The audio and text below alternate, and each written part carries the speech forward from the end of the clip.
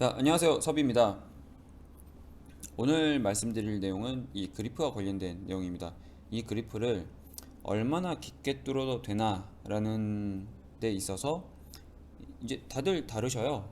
이제 생각하고 직접 하시고 하는 게 다른데 저는 이제 제 경험과 제가 생각했던 기준으로 한번 설명을 드려볼게요. 이 그리프를 자꾸 뚫으실 때 어떻게 하시냐면 자꾸 뚫어서 이 뒤를 확인을 하시죠. 이 뒤를 확인을 하시는데 이 뒤를 확인하는 거는 내가 뚫은 이 날이 다 나와서 구멍이 뚫렸는지 확인을 하시는 것도 있고, 이 뒤쪽 보통 이제 가장자리에다가 뚫으시니까 이 가장자리 라인 뒤쪽에서도 맞는지를 확인을 하시는 거죠. 근데 이렇게 뚫으신 경우들이 있습니다. 자꾸 이제 좀 더 깊게 뚫으시는 거죠. 이렇게 꽤나 보이게끔 뚫려 있죠. 이렇게 뚫으신 경우도 있고요.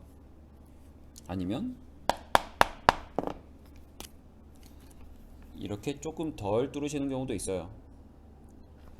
자, 한번 생각을 해봅시다. 이 그리프는 무슨 용도의 도구냐면 바느질을 하기 위한 구멍을 뚫기 위한 도구입니다. 한마디로 이 가죽 표면에 구멍을 내서 그 구멍을 가지고 미관상 무언가 미관적인 목적을 가지고 뚫는 도구가 아닌 거죠. 바느질을 위한 구멍만 뚫으면 이 도구는 이 용도를 다한 거예요. 그 말인즉슨 이 바느질 구멍이 클 필요가 없다라는 거죠. 이 바느질 구멍만 나 있으면 되는 겁니다. 이제 가끔 이제 이런 생각들을 하셔요. 이거를 세게 빵빵빵 쳐가지고 깊게 뚫어놔야 이게 구멍이 뚫린 거 아니냐고. 아까 보셨잖아요.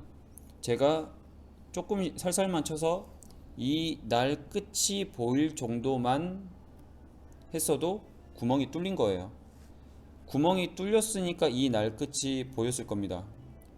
그러면 그대로 뺀 상태로 보면은 구멍이 다 뚫려 있기 때문에 저희는 바느질을 할 수가 있어요. 즉 깊게 뚫지 않아도 바느질을 하는 데는 전혀 지장이 없다는 거죠. 깊게 뚫으면 뚫을수록 남는 거는 큰 구멍밖에 없습니다. 큰 구멍. 작은 구멍이 아니라 큰 구멍밖에 없어요. 그게 제가 이 그리프를 깊게 뚫지 않는 이유 첫 번째입니다. 그리고 두 번째는 뭐냐면 이 그리프 수명도 영향을 줄 거라고 생각을 하는 거죠. 자, 깊게 뚫으면 뚫을수록 저희가 재단판이나 이 우레탄판을 밑에 대긴 하지만 이제 날 보호를 위해서 되는 거죠. 대긴 하지만 깊게 들어갔다가 계속 나옵니다.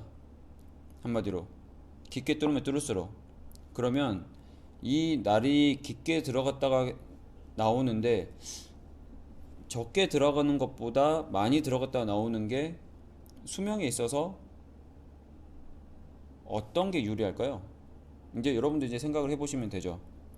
이 구멍은 이제 다 뚫렸으니까 상관이 없고 이 날만 생각했을 때 얘를 끝에만 제가 이렇게 통통통 친 거랑 빵빵 쳐가지고 꽂혀서 빼는 거랑 이 날 수명에 있어서 어떤 게 더 좋을까요? 아마 답은 이제 지금 보고 계시는 분들이 다 아실 거라고 생각을 하고 제가 생각할 때는 깊게 뚫지 않아도 충분히 좋고 깊게 뚫을 필요도 없고 깊게 뚫어봐야 이 날 끝의 수명만 단축시킨다는 생각입니다. 아시겠죠? 그게 두 번째예요. 그리고 세 번째, 그냥 간단합니다. 깊게 뚫으면 뚫을수록 내가 힘들어요. 뚫고 들어가는 것도 마찬가지인데 이 우레탄판이나 재단판에 박혀서 빼는 것도 내가 힘들거든요. 왜냐면 나는 이거를 구멍을 뚫으려고 했는데 여기 박혀가지고 이제 빼려면은 아까도 이제 보셨죠? 이렇게 깊게 박혀버리면 내가 뺀다고 또 고생한단 말이에요. 근데 내가 살짝만 해서 하면은 힘을 들일 필요가 없잖아요. 이 구멍만 뚫어 놓으면. 그래서 제가 아까 말씀드린 이제 세 가지, 이제 구멍이 커지는 부분,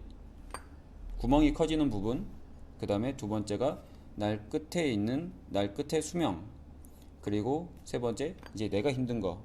이 세 가지 이유 때문에 이 그리프는 깊게 뚫지 말라고 추천을 드리는 거죠.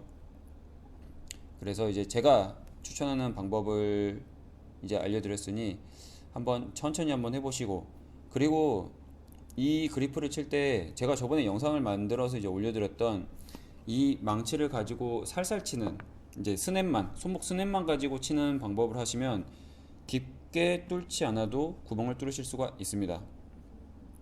자, 한번 나중에 한번 해보시고 다음에는 다른 영상으로 찾아오겠습니다. 감사합니다.